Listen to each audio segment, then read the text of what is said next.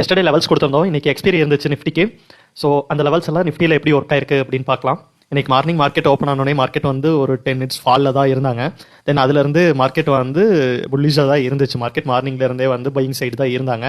So buying சைடில் இருந்த market first சப்போர்ட்டில் ரிவர்சல் எடுத்துருச்சு. ஸோ ஃபஸ்ட்டு சப்போர்ட்டில் வந்து மார்க்கெட் வந்து ரெட் கேண்டிலில் வந்தாலும் க்ளோஸ் அண்ட் கிராஸ் எங்கேயும் நடக்கல. ஸோ அடுத்த கேண்டிலே வந்து ட்ரெண்டை பிரேக் பண்ணி மேலே வந்துருச்சு. மேலே வந்த மார்க்கெட் வந்து ட்ராப் ஜோனுக்குள்ளே வந்துட்டாங்க. ட்ராப் ஜோன் வந்து இன்னைக்கு நமக்கு பார்த்தீங்க அப்படின்னா நியராக ரெசிஸ்டன்ஸ் கிட்டே தான் ட்ராப் ஜோன் முடிகிற மாதிரி லெவல்ஸ் கிடச்சிது. ஸோ அந்த லெவல்ஸ் தான் எஸ்டர்டே கொடுத்துருந்தோம். ஸோ இன்றைக்கும் அதே மாதிரி தான், அங்கே தான் லெவல்ஸ் எடுக்க ஆரம்பிச்சது மார்க்கெட்டு. ஸோ ட்ராப் ஜோனுக்குள்ளே வந்தோடனே மார்க்கெட் வந்து ட்ராப் ஜோனோட அப்பர் சைடில் வந்து ரிவர்சல்ஸ் ட்ரை பண்ணாங்க. ஸோ அங்கேருந்து மறுபடியும் ட்ராப் ஜோனோட பாட்டம் சைடு வந்து மறுபடியும் வந்து ட்ரேட் ஆச்சு. ஸோ இன்றைக்கி எக்ஸ்பீரி இருந்ததுனால இந்த மூமெண்ட் வந்து நடக்கிறதுக்கு அதிகமாக வாய்ப்பு இருக்குன்னு சொல்லி தான் இந்த இடத்துல நமக்கு வந்து நோ ட்ரேட் ஜோன் கிடச்சிது. ஸோ அதே மாதிரி தான் மார்க்கெட் வந்து இந்த இடத்துக்குள்ளேயே தான் அப்ஸ் அண்ட் டவுன்ஸ் வந்து ஆகிட்டு இருந்தாங்க.